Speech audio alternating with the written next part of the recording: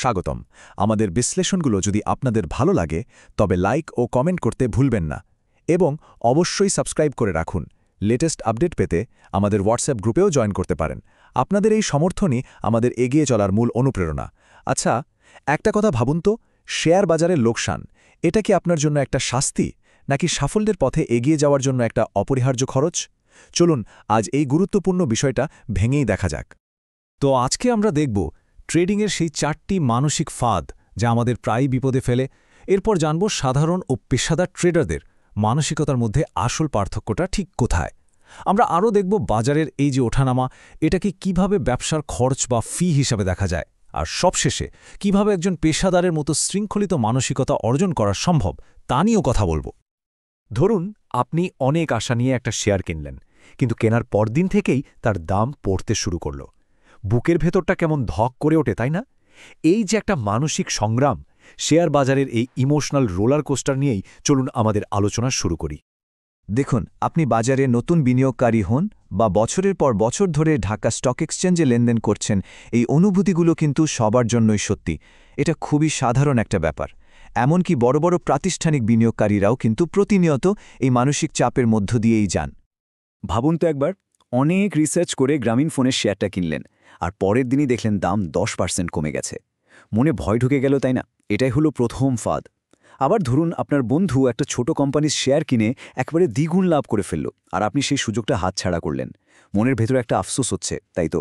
এটাই হলো ফোমো, মানে ফিয়ার অফ মিসিং আউট। তৃতীয় ফাঁদটা হলো উদ্বেগ। আপনার কেনা শেয়ার লাভে আছে, কিন্তু টার্গেট প্রাইসে পৌঁছানোর আগেই মনে হচ্ছে এই বুঝি সব লাভ হাওয়া হয়ে যাবে। আর চতুর্থটা হলো লোভ। বাহ, সেটি আপনার টার্গেটে পৌঁছে গেছে, কিন্তু আপনি ভাবলেন আরে আরেকটু বাড়ুক, আর সেই আশায় বিক্রি না করে বসে আছেন। হঠাৎ দাম এমন পড়ল যে সব লাভই ঝুঁকির মুখে। এই যে 4টা আবেগের কথা বললাম, এগুলোই কিন্তু আমাদের ভুল সিদ্ধান্ত নিতে বাধ্য করে। কিন্তু প্রশ্ন হল, সফল ট্রেডাররা কিভাবে এই আবেগগুলোকে সামলান? চলুন এবার সেই আসল মানসিকতার পার্থক্যটাই জেনে নেওয়া যাক, যা সাধারণ আর অসাধারণের মধ্যে একটা দেয়াল তৈরি করে দেয়। দেখুন, সফলতার মূল রহস্যটা কিন্তু লোকসানকে দেখার দৃষ্টিভঙ্গিতে। সাধারণ বিনিয়োগকারীরা লোকসানকে একটা শাস্তি বা জরিমানা হিসাবে দেখেন। তাদের মনে হয় বাজার যেন তাদের শাস্তি দিচ্ছে, আর এই ভাবনা থেকেই তারা আবেগপ্রবণ হয়ে পড়েন আর তাড়াহুড়ো করে ভুল সিদ্ধান্ত নিয়ে বসেন। অন্যদিকে প্রফেশনালরা কি করেন? তারা বাজারের এই দামের ওঠানামাকে দেখেন ব্যবসার একটা স্বাভাবিক খরচ বা ফি হিসাবে। ঠিক এই দৃষ্টিভঙ্গিটাই তাদের মাথা ঠান্ডা রেখে নিয়ম মেনে যুক্তিসঙ্গত সিদ্ধান্ত নিতে সাহায্য করে। এখন আসল প্রশ্নটা হলো, একটা লোকসানকে কখন আমরা ব্যবসার ফি হিসেবে দেখব আর কখন এটাকে একটা ভুলের জরিমানা বলে মনে করব?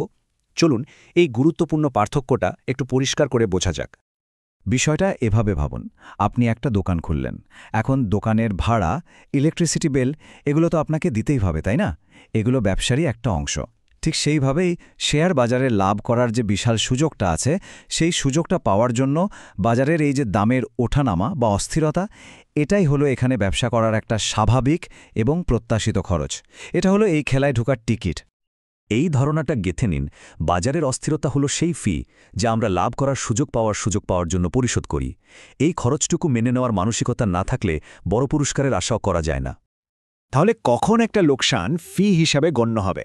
যখন আপনার ট্রেডটা যথেষ্ট গবেষণার ওপর ভিত্তি করে নেওয়া, যখন আপনি কোম্পানির ফান্ডামেন্টালস বোঝেন, টেকনিক্যাল চার্ট বিশ্লেষণ করেছেন এবং আপনার একটা সুস্পষ্ট এন্ট্রি আর এক্সিট প্ল্যান আছে।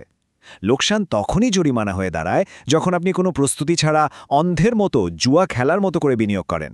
সোজা কথায়, একটা সুচিন্তিত ব্যবসায়িক সিদ্ধান্তে লোকসান হলো খরচ, কিন্তু একটা অপরিকল্পিত ট্রেডের লোকসান হলো শাস্তি। ব্যাস, তাহলে আপনিও কিভাবে এই পেশাদার মানসিকতাটা নিজের মধ্যে গড়ে তুলতে পারেন? আপনার পেশা যাই হোক না কেন, এটা কিন্তু সম্ভব। চলুন সেই পথটা নিয়েই এবার কথা বলা যাক। একটা জিনিস প্রথমেই পরিষ্কার করে নেওয়া ভালো, পেশাদার ট্রেডিং মানে কিন্তু কোনো পূর্ণকালীন চাকরি নয়। এটা একটা মানসিকতা, একটা অ্যাপ্রোচ। একজন রিটেল ইনভেস্টর যিনি হয়তো অন্য কোনো চাকরি বা ব্যবসার সাথে জড়িত, তিনিও কিন্তু এই শৃঙ্খলিত দৃষ্টিভঙ্গিটা গ্রহণ করে সফল হতে পারেন। তিনি সুইং ট্রেডিংয়ে করুন বা দীর্ঘমেয়াদী বিনিয়োগকারী হন। তো একজন পেশাদারের মতো ভাবতে হলে কয়েকটা জিনিস মেনে চলতেই হবে। 1. ট্রেডিংকে ক্যাসিনোর মতো ভাগ্যের খেলা না ভেবে নিজের ব্যবসা হিসেবে দেখুন। 2. হোমওয়ার্ক করুন। ধরুন আপনি বেক্সিমোরকোর মতো দেশের সেরা কোম্পানিতেও বিনিয়োগ করছেন, তারইও নিজের গবেষণাটা ঠিকঠাক করুন। ৩. বাজারের স্বাভাবিক ওঠানামাকে মেনে নিতে শিখুন। আর সবচেয়ে গুরুত্বপূর্ণ ৪ নম্বর, একেবারে কঠিন শৃঙ্খলার সাথে নিজের পরিকল্পনাকে অনুসরণ করুন, যাই হোক না কেন।